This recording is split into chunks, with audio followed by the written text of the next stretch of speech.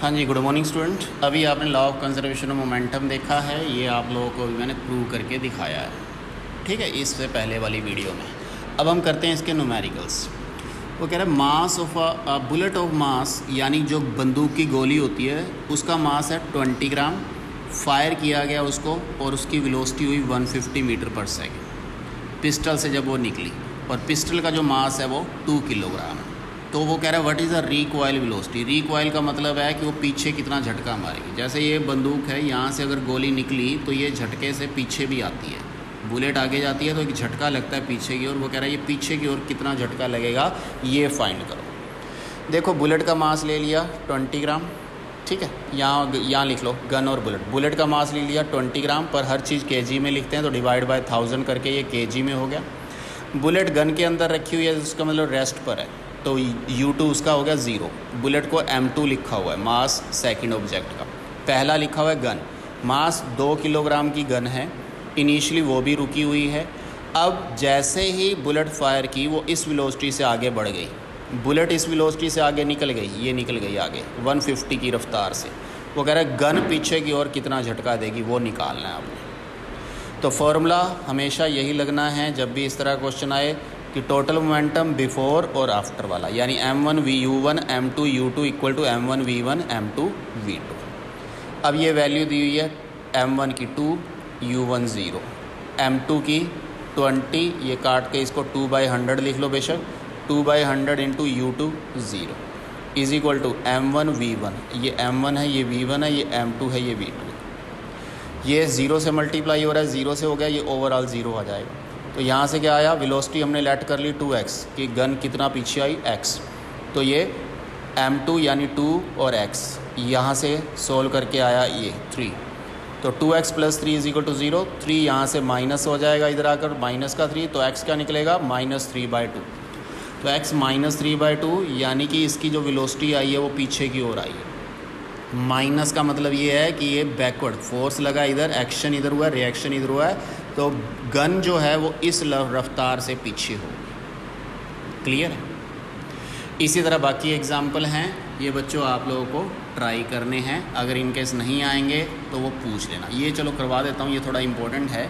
9.7 में वो क्या कह रहा है, वो कह रहा है गर्ल, एक लड़की जिसका वजन इतना है, जंप करती है इस वेलोसिटी से 5 मीटर पर सेकंड से वो जंप करती है किसके ऊपर, एक स्टेशनरी कार्ट है, एक रुका हुआ रेड़ा सा है जैसे ये।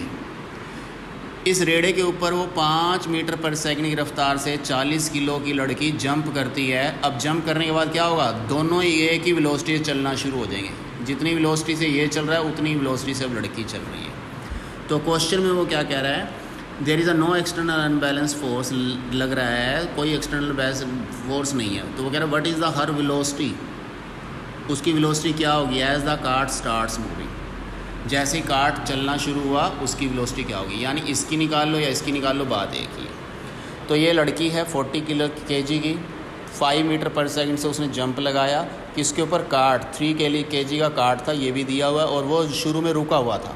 जैसे ही इसने जंप लगाया दोनों एक ही रफ्तार से चलने शुरू हो गए, वो हमने ले लिया कि x से चलने शुरू हो गए। तो M1 U1 M2 U2 M1 V1 M2 V2 से आ गया।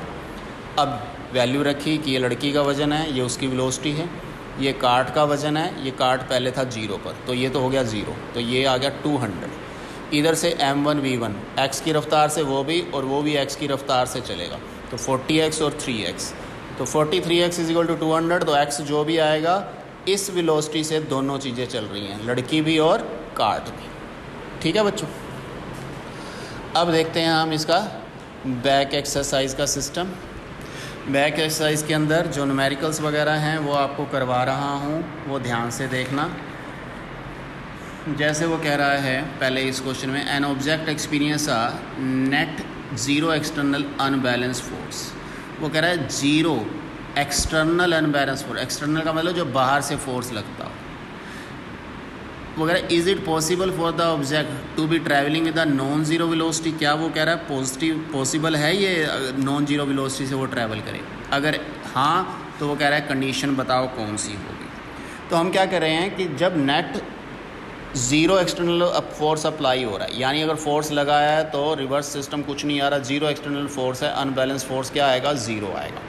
तो हम क्या देखते हैं, अब travel with a non zero velocity वाले सिस्टम के अंदर हम क्या देखते हैं, कोई भी चीज़ अगर सर्कुलर मोशन के अंदर घूम रही है, जैसे सन के चारों ओर प्लैनेट घूमते हैं या हमारी अर्थ के चारों ओर प्लैनेट घूम रहे हैं, सैटेलाइट घूम रहे हैं, सॉरी, वो सैटेलाइट जो मूव कर रहे हैं वो इसी तरह से नेट एक्सटर्नल अनबैलेंस फोर्स उसके ऊपर ज़ीरो है, सेंट्रीपिटल फोर्स अप्लाई होता है बस उसके ऊपर, ठीक है।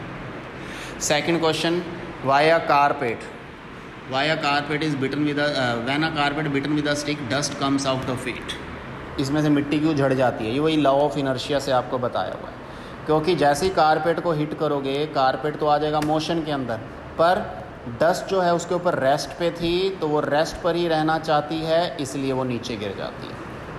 इसी तरह के क्वेश्चन पेपर में आने हैं, जैसे मान लीजिए कपड़ा झाड़ते हैं तो उसमें से पानी क्यों छिटक जाता है, क्योंकि वाटर ड्रॉपलेट्स रेस्ट पर थी, वो रेस्ट पर ही रहना चाहती हैं, इसलिए गिर जाते हैं, इनर्शिया ऑफ रेस्ट की वजह से। तो ये क्वेश्चन करने हैं आप।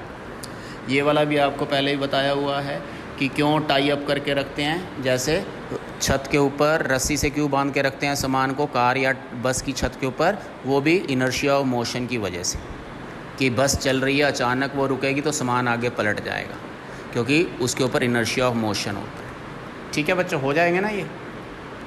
फोर्थ क्वेश्चन में क्या कह रहा है, a batsman hit a cricket ball which then rolls on a level ground after covering a short distance. थोड़ी देर जाने के बाद वो रुक जाती है बॉल, क्यों हुआ है ऐसा, ठीक है, क्योंकि जब भी कोई चीज़ देखो, जैसे ये फेंकी गई है, ये आगे जाकर थोड़ी देर के बाद रुकना है, सरफेस ये इतना स्मूथ है कि काफ़ी दूर तक निकल गई, पर ये रुकी क्यों, क्योंकि अपोजिट फोर्स इसके ऊपर थोड़ा बहुत लगता आ रहा था, जिसकी वजह से ये रुक गया है पेन।